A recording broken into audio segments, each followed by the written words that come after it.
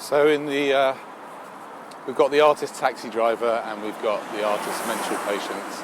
This is the artist cyclist. Just wanted to update you with where we're at with this political party and standing. So over the past few months we've had discussions about standing, and the majority of people in our little group did not think that it's a good idea to stand, and I and one other have been playing with the idea.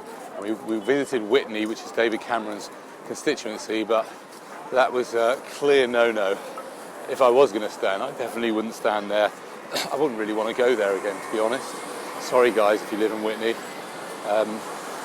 And then we've been kind of discussing it on and off, and I was going to do a crowdfunding and get people to, if they want to put 500 quid together.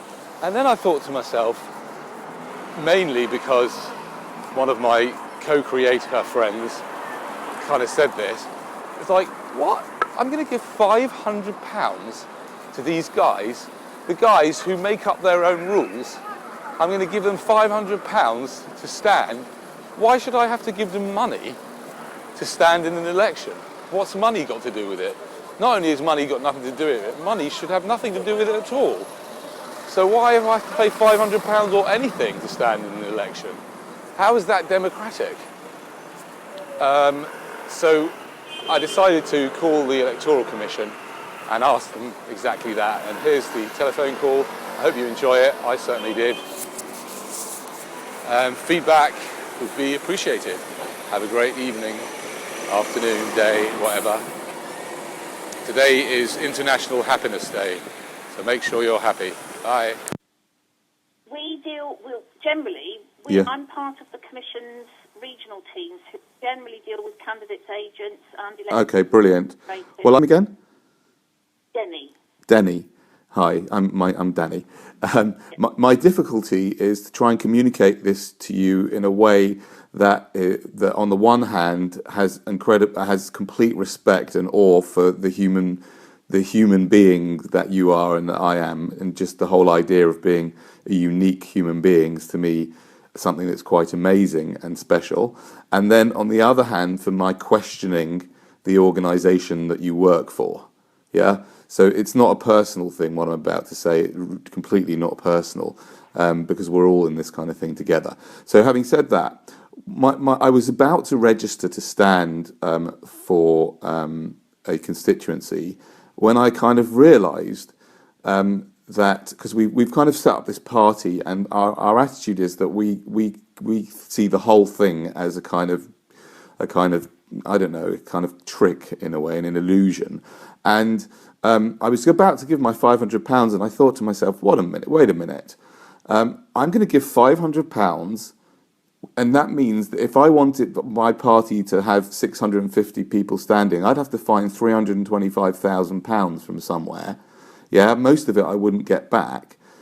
You know, what if democracy is truly about the equality of people's voices, then what if I don't have £500, and I certainly don't have £325,000? And coupled, and the whole idea of the Electoral Commission is it sort of gives this air over that somehow this whole process is legitimate. But the whole process, the whole political process, is completely corrupt. And I'll give you two examples. If a member of a party, so in other words, standing as an independent, I am at a financial disadvantage, right, as an independent. So therefore, there's a complete bias towards parties because they can get their party to pay their expenses and get their deposit back, right? So what actually happens in reality is, let's say let's say Grant Shapps, he's the chairman of the Conservative Party. Let's say he wants to get into politics.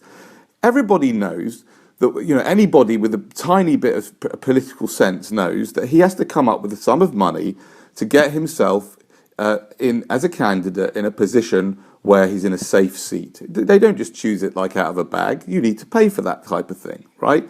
Everybody knows that the parties are getting massive donations, and anybody with a tiny little ounce of common sense knows that no businessman's going to give money over to some organisation if they don't expect anything in return. That's nonsense, right? They want something in return. So the whole thing is completely corrupt. Why on earth should I give £500 to this whole corrupt system? Yeah, if I want to stand, so I'm basically calling to say I would like to stand. I think I should be able to stand in more than one constituency because the whole idea of constituencies doesn't make any sense to me. But leave that out for the moment. I would like to stand, and I refuse to pay £500, and I would like to stand anyway. And I think that I think it's absolutely completely undemocratic to expect me to pay £500 and put that at risk when large organisations like the Conservative Party can easily get their hands on that money and get it back.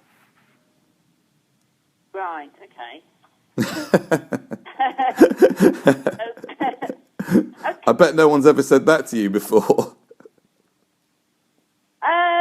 Maybe a few years ago at the last general election, possibly. Yes. Or possibly, I seem to recall that for not the most recent European election, but the one before that, where candidates had to raise £1,000 for Right. a day.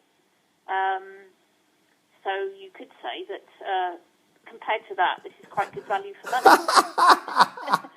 Value for money to stand in the corrupt system, which is completely, keeps all these people in power no matter what they do.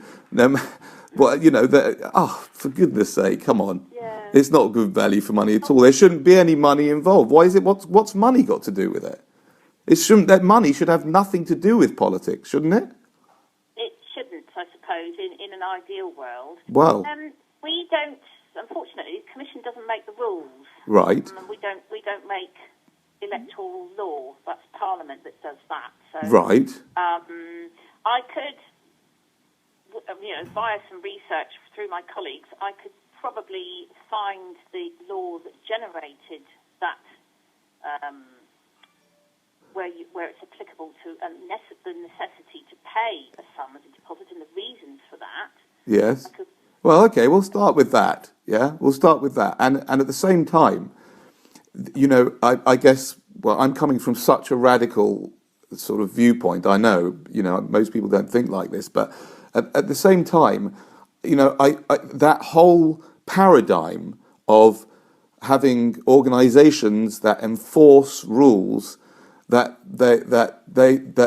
nobody's taking responsibility for. They just enforce the rules because those are the rules.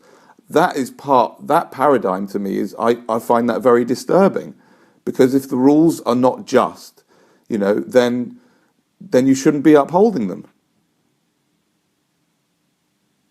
I guess, but I suppose it applies to any of us, doesn't it? If we want to make a difference and change the system, we feel strongly enough that we wish to stand as a candidate, then unfortunately we have to abide by the rules as they are currently, which is that in order to do so, one has to submit their deposit. Oh, I understand that, but the rules are made up by the very people who have the power and they make the rules up to stay in power, and that just is completely corrupt. How can you stop that? That the people who are in power should have no say whatsoever as to the rules of these things. It's none of their business. We should take that away immediately from them. How dare they? That's ridiculous. That's like giving Tesco the law book. Here, you write the rules for business, Mr. Tesco. And he writes the rules saying no one can open up a supermarket anywhere near mine. Yeah. Okay. So I'll make a note of it and I'll have a look and get assistance from colleagues as to where the legislation is on why you have to pay a deposit. Yeah, I don't know if you can help me to sort of send me to the right person. But, all of what I'm doing is recorded, and all of what I'm doing is I'm doing this in the public space to challenge a system that we see. You see, I don't think that getting inside the system can help, because they've sewn it all up. You can't, unless you have the majority of members of parliament, you can't really make any real changes. So the whole system is sewn up. And I guess what I'm trying to say is that, who do I communicate with about my issue with this? Do I communicate with the head of the commission, and if I can't, well, who do I communicate with? Because those guys are making up the rules, and I find that objectionable. So they're not going to. Who do I even speak to about it to challenge it? You would need the MP for the Constitution at the moment is Sam. I'm not quite sure how one pronounces his surname, but it's Guy Mia. Okay. Yeah. I can look that up for you. He's the current MP for the Constitution. What's the Constitution? Basically, parliamentary rules. Right. Basically. Oh, I see. They call that parliamentary rules. Right. Yeah, election legislation. Right. So. Well, maybe I can speak to him or write to him. Yeah, I would write to him. Yes, at the Houses of Parliament. Yeah. His surname. Well, I'll put it in the email if you like. Okay. Yeah. No problem. I can look that up anyway. Yes. Well, his surname it's Gymah. Okay. Great. If you Google him, then Lovely. contact details come up. Yeah. So. Okay. Brilliant. Well, it's been really lovely speaking to you. I'm sorry if I must sound a bit crazy, but I just have so many problems with what I see as corruption in our political world that it might sound a bit radical. But anyway, it's good to speak to you. Thank you. That's all right. You're welcome. Have a great weekend. Bye. That's all right. Have a good rest of the day. Bye. Okay. Bye.